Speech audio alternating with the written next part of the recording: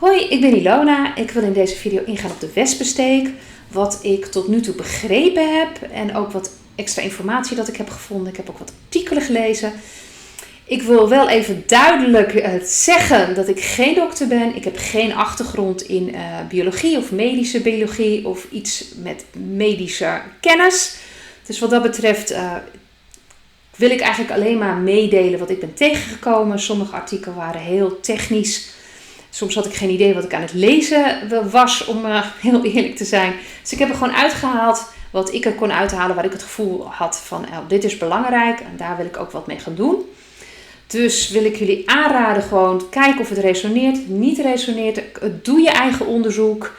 Ga zelf aan de slag om te kijken wat je kan vinden. Want het is heel belangrijk nu in deze periode om je eigen autoriteit te zijn. En dus zelf te voelen, voel dit goed of niet. Dus ook als je informatie tot je neemt, kijk even wat je met die informatie gaat doen. Voelt het goed? Doe je er wat mee? Voelt het niet goed? Dan laat je gewoon wat het is. Dus ook informatie die van mij vandaan komt. Niet klakkeloos overnemen, alsjeblieft niet. Maar dit zijn gewoon dingen die ik tegenkom. En die wilde ik graag even in de video gewoon achter elkaar neerzetten.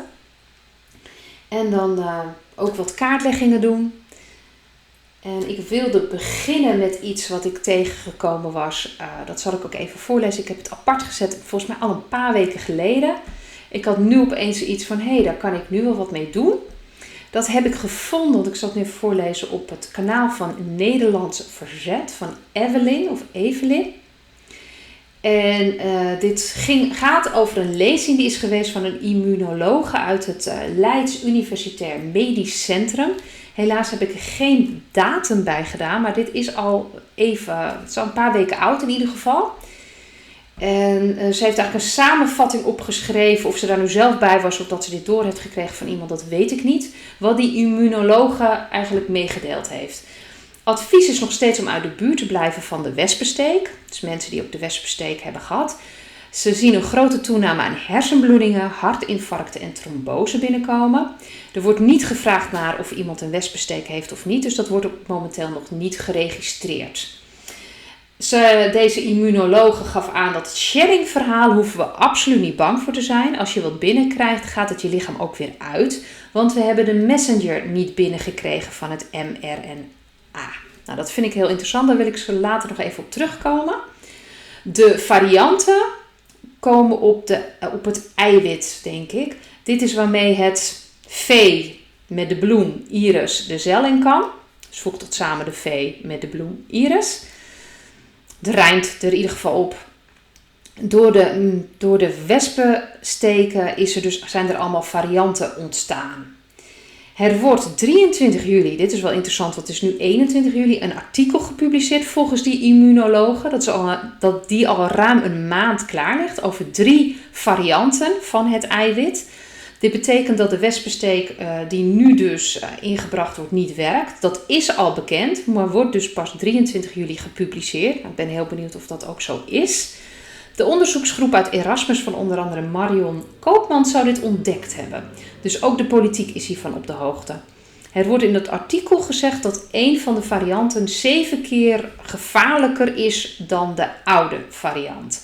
Het staat wel bij, deze zijn niet gevaarlijk voor de niet-gestokenen, dus degene die geen wespensteek hebben ontvangen. Mensen met de wespensteken kunnen een probleem krijgen met de nieuwe varianten vanwege dus een bepaalde afhankelijkheid van antilichamen. De schatting is rond de 25%. De eiwitten gaan het hele lichaam door. Dus met de wespensteek. De wespensteek is een soort boodschapper. En die veroorzaakt weer dat er allerlei eiwitten worden aangemaakt. En die eiwitten gaan het hele lichaam door. En hechten zich aan de ACE2-receptoren in het epitheel van aderen. Die zijn betrokken bij onder andere bloedstolling en bloeddruk. Het goede nieuws is dat ons immuunsysteem heel goed zelf aan kan. En zodra je zeg maar ook de C hebt gehad, dan heb je ongeveer 160 antistoffen. En daarmee kan je lichaam ook alle varianten aan. Deze persoon geeft ook nog aan op de site zelfzorg. Dus de C, zelfzorg, kan je veel vinden over het ondersteunen van je immuunsysteem. Verder veel lachen, leuke dingen doen en genieten. Zorg dat je uit de angst blijft. Stress geeft aanslag op immuunsysteem. Meer goed nieuws is er dat wereldwijd heel hard wordt gewerkt om alles wat niet klopt aan het licht te brengen. De immunologe was er heel stellig in. Het is een kwestie van maanden voordat alles naar buiten wordt gebracht. Nou, op zich is dit natuurlijk heel goed nieuws. Ik wil dan eigenlijk ook even gaan kijken op iets wat dus aangegeven wordt over... dat dus blijkbaar de wespensteken, degenen die de wespensteken hebben gehad, dat die dus niet gevaarlijk zouden zijn of besmettelijk eigenlijk voor degenen die het niet, de wespensteken hebben ontvangen. Daar ben ik even wat aan het artikelen aan het zoeken geweest of dat ook echt zo is, want het vervelende is eigenlijk dat er volgens mij ook een beetje een verschil is, want ik heb ook uit kaartlegging gekregen dat er grafeen in zat in de wespensteek. En dus blijkbaar heb je ook over de eiwitten die. En allebei veroorzaken ze eigenlijk een gelijke soort schade. Ze zorgen ervoor dat je eigen lichaam zichzelf gaat aanvallen. Dus dan krijg je allemaal problemen met je immuunsysteem. Ook als je grafeen binnenkrijgt via een wespensteek, zou zelfs tot orgaanfalen en uiteindelijk totdat je over gaat lijden. En uiteraard met de eiwitten, als dat op hol slaat, heb je eigenlijk ook dan is je immuunsysteem ook eigenlijk kapot gemaakt in zekere zin. En dat leidt uiteindelijk ook tot allemaal meer ontsteken en het aanvallen van je eigen lichaam. Dus ik moet eerlijk zeggen dat het een beetje om het even bij mij is of het grafeen is of het eiwit is wat dan onder dat shedding zou vallen. Ik kwam ook tegen in een artikel van naturalblaze.com. Dat is natural, Natural, BLAZE. Dus geen links neerzetten bij mijn video's graag. Doe het dan door dingen uit elkaar te zetten of er streepjes tussen te zetten. En in dat artikel kwam ook eigenlijk dat er dus een heleboel mensen zijn die dus niet de wespensteek hebben gekregen, maar bijvoorbeeld hun partner of in hun familieleden wel. En die daar dus een reactie op krijgen. En dat kan vrouwen die heel erg last krijgen opeens van menstruatieklachten. Een 10-jarige die opeens ongesteld wordt. Onder de bulten zitten. Allerlei problemen lopen ze op. Dat waarschijnlijk wel te maken heeft met dat degene in hun buurt dus de wespensteek heeft gehad.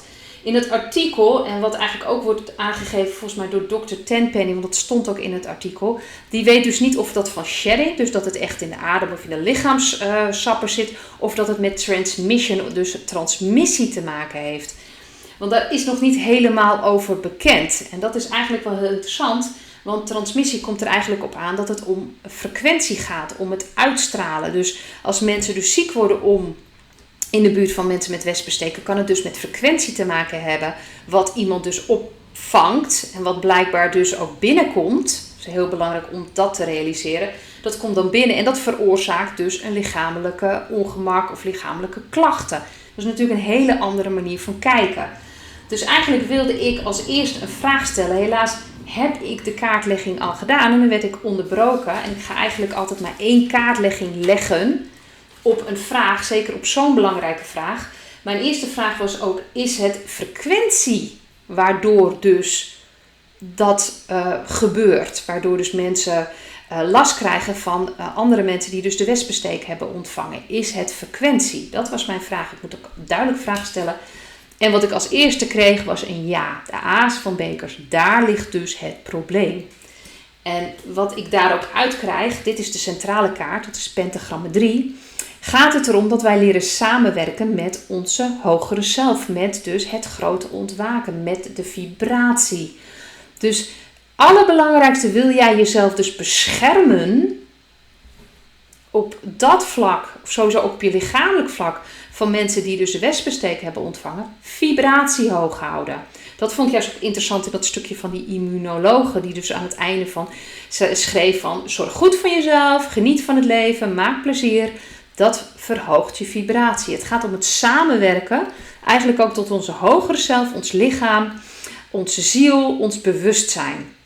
Dat is wat we er nu eigenlijk ook over mogen leren. Hoe hoger we daarin staan, hoe beschermder wij zijn. Want dan pikken we die frequentie dus niet op. En dan zal er ook geen besmetting in zekere zin plaatsvinden. Dus dat is het allerbelangrijkste. Dat wij harmonie, dit is de onderste kaart, de onderste invloed. Stave 4, de harmonie ervaren. in onszelf en in ons leven. Dat zie je ook, er wordt feest gevierd op deze kaart. Het gaat om de harmonie. En dit is de kaart in het verleden, de koning van pentagrammen. Pentagrammen staan ook voor het aardse, voor het lichamelijke. Dus het is tijd dat wij verantwoording gaan nemen, ook voor ons lichaam. Dat we die verantwoording niet buiten onszelf plaatsen en in handen leggen van doktoren, in handen leggen van andere personen die daarover gaan. Of denken, als we maar een pilletje nemen of als we maar een wespensteek nemen, dan zijn we goed of veilig of gezond. Nee, het gaat om gezondheid van onszelf. Dat wij zelf bepalen wat we tot ons nemen. Zowel qua voeding, qua informatie, qua mensen die we om ons heen verzamelen, qua energieën die we aantrekken. Het gaat om het hoog houden van onze energie.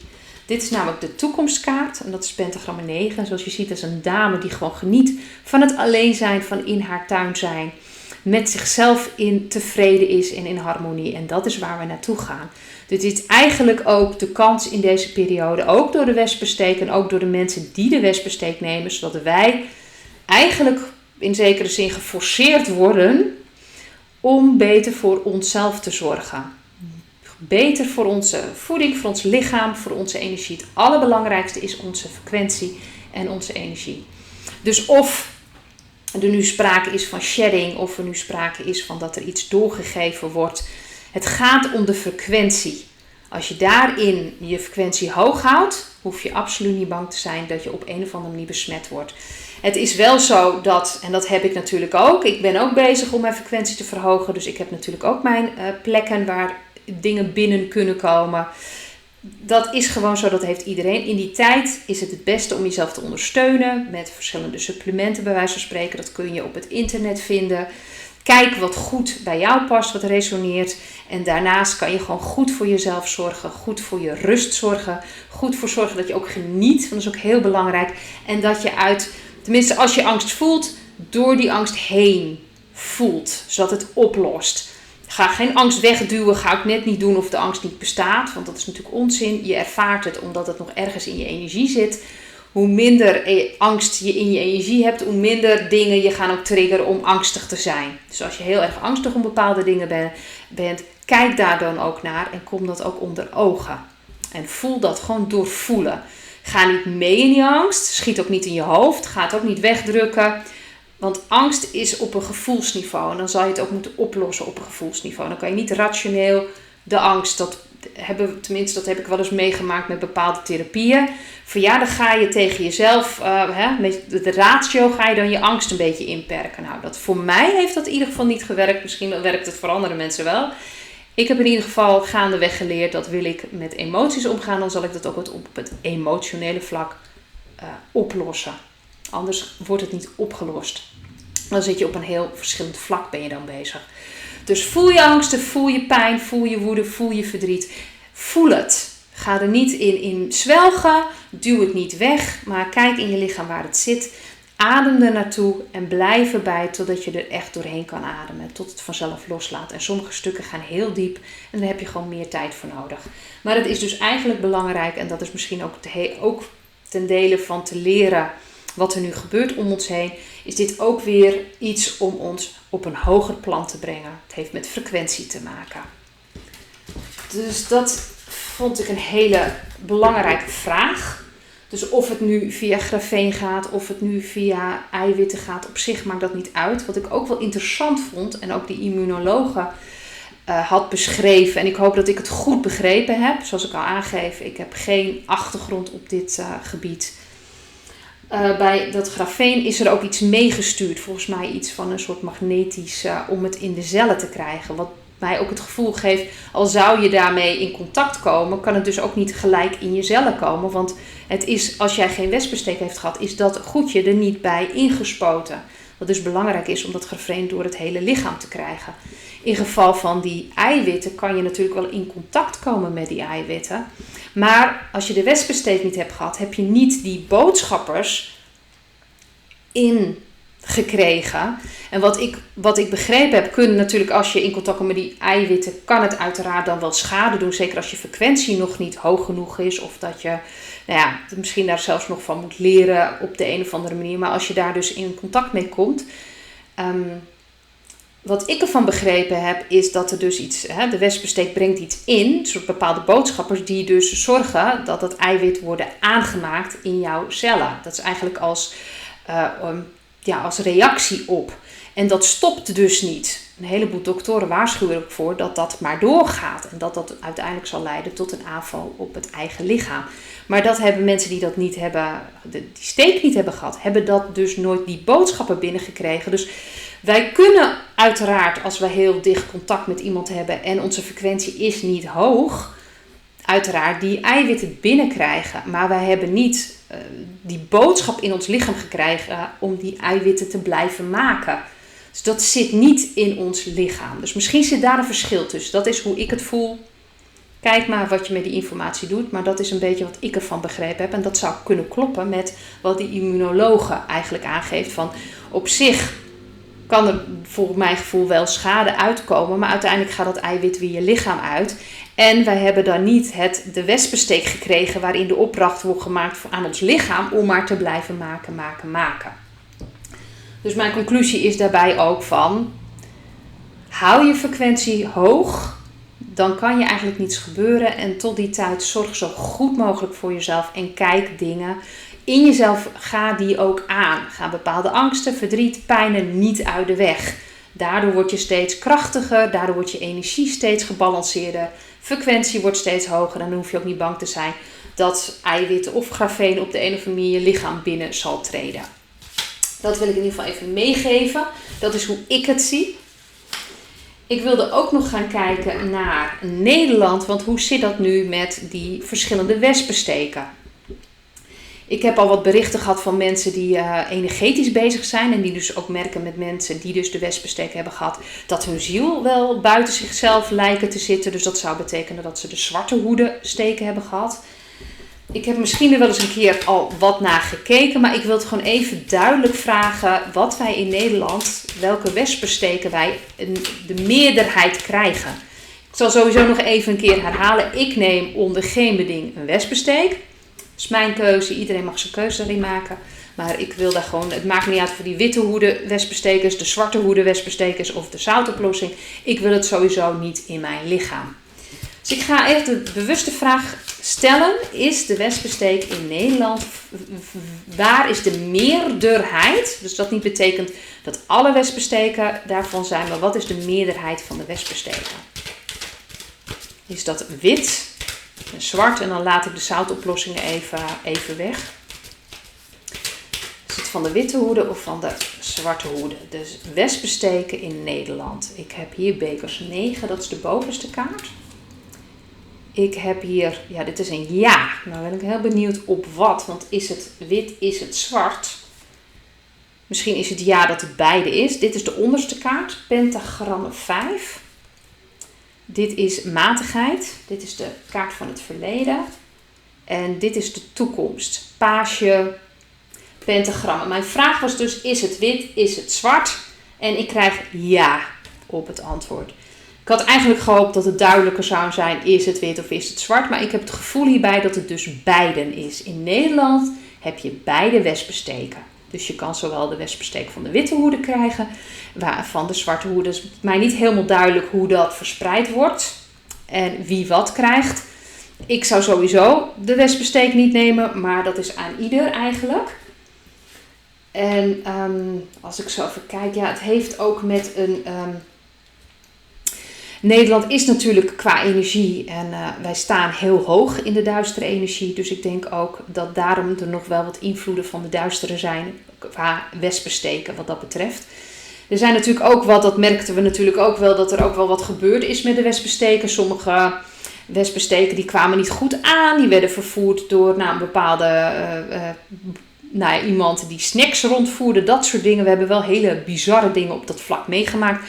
Ook dat een bepaalde temperatuur niet hoog genoeg was, dus moesten de wespensteken weggegooid worden. Dus ik heb ook het gevoel dat er een deel witte hoeden in zitten. Maar het is eigenlijk ook, eigenlijk is het ook wel heel bijzonder dat de bovenste invloed is een hele positieve kaart. De onderste invloed is eigenlijk een vrij negatieve kaart. Dus eigenlijk heb ik het gevoel dat ze beide aanwezig zijn. Dus je kunt zowel een witte hoede wespensteek krijgen, dus die duister DNA weghaalt, of een zwarte hoede die dus die koppeling probeert los te weken tussen de ziel en het lichaam. Dit is voor de heling. Dit is dus blijkbaar ook nodig voor de heling. Dit is het verleden, matigheid. Het staat ook voor heling, voor balans brengen. En in de toekomst is dit ook een kans om een nieuw begin, denk ik, ook te maken. Waarschijnlijk ook onder de mensen, waarschijnlijk ook in het bewustzijn. Om daar toch een heel nieuw begin in te veroorzaken. Dus in Nederland is het beide. Dat is mijn gevoel erbij. In België wil ik ook gaan kijken. Is het een witte wespensteek? Is het een zwarte wespensteek?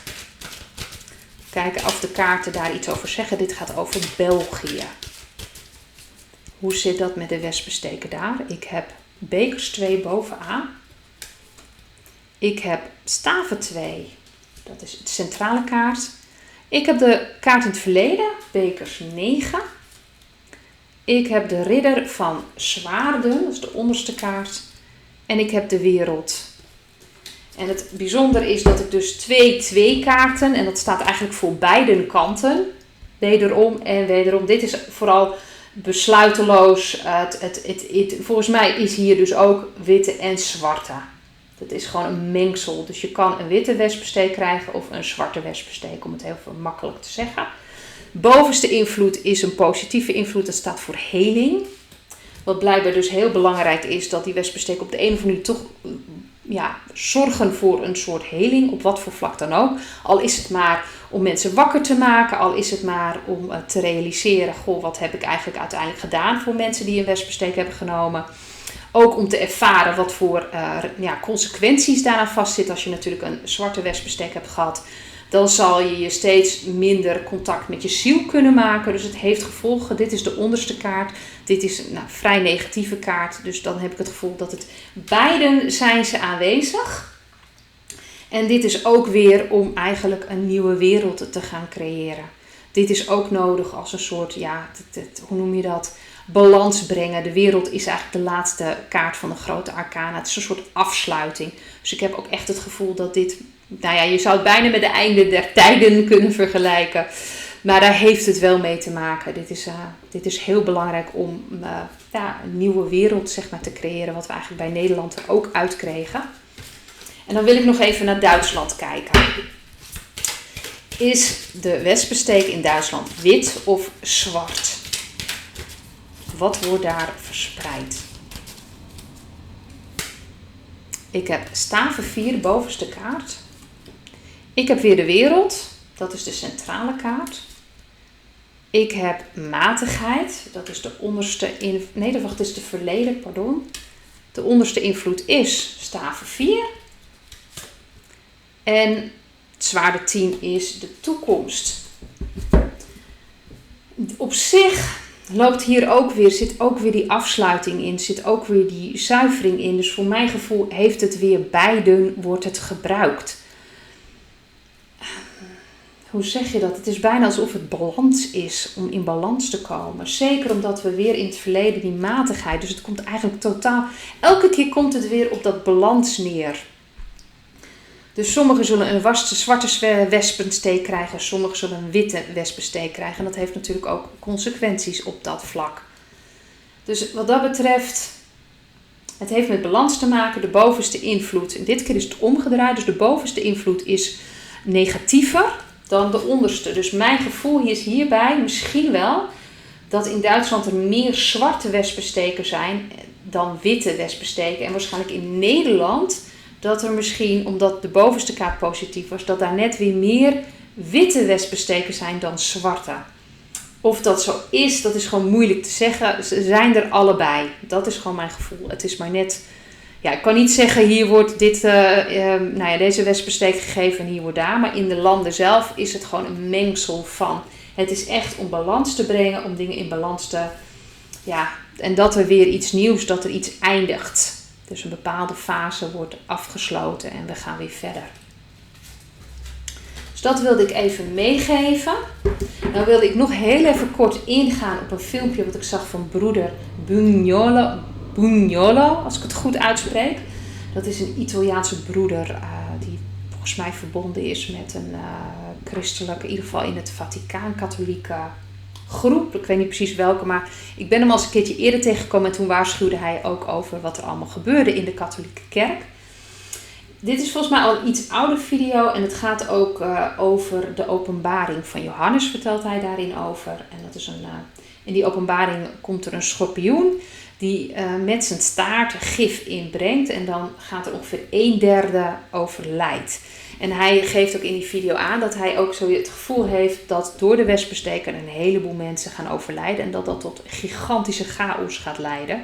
Omdat er gewoon in één keer een heleboel mensen weg gaan vallen. Wat natuurlijk op het hele systeem, dus het onderwijssysteem, politiek systeem, voedingssysteem, noem maar op. Dat heeft zijn effect. Als jij in een supermarkt en een heel deel van het personeel is in één keer bij wijze van spreken of ziek of weggevallen. Dat heeft zijn, hoe noem je dat? Gevolgen. Net als met vrachtwagenchauffeurs, ik noem maar wat.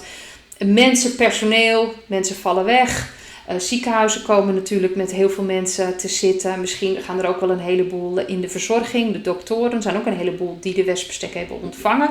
Als daar het merendeel van zou ziek worden of komen te overlijden, geeft dat natuurlijk gigantische problemen. Wat tot een gigantische chaos gaat leiden. En angsten. En gevoel van einde tijden. Wat ik net al een keer heb aangegeven. En dit gaat over de openbaring van Johannes. En eigenlijk wilde ik gewoon, want ik had volgens mij al een kaartlegging waarbij ik het gevoel had dat het minder doden zouden vallen dan ik had gedacht. Maar krijg ik veel vragen van hoe gaat dit nu worden? Gaat het echt heel chaotisch worden in september, oktober? Want dan komt natuurlijk ook weer het nieuwe seizoen eraan. Waarbij dingen met je immuunsysteem kunnen gebeuren. En als die dus al door of eiwitten of door grafeen of door op een andere manier niet zo sterk is, niet zo hoog is, niet zo goed is, dan kunnen er dus grote gevolgen zijn. Dus mijn vraag is om een hele specifieke vraag te stellen in september en oktober. Wat kunnen we dan verwachten? Wat komt er dan uit de kaarten in september en oktober? Dan wil ik even kijken of er echt... mijn gevoel is dat er in ieder geval heel veel chaos gaat komen. Juist omdat er dus mensen gaan wegvallen. En dat heeft natuurlijk zijn gevolgen voor alles. Ik wil kijken of dat zo is, of de kaarten dat bevestigen dat er chaos gaat ontstaan.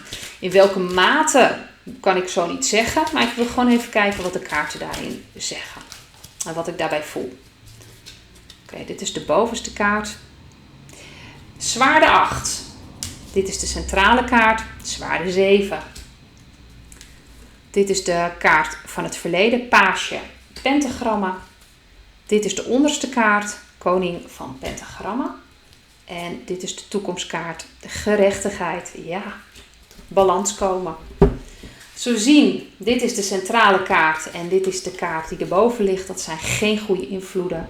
Dit staat een beperking, geen kant op kunnen, angsten, jezelf ook beperken. Dit heeft ook met zelfbeperking te maken, maar in dit geval denk ik dat er heel veel verwarring gaat ontstaan.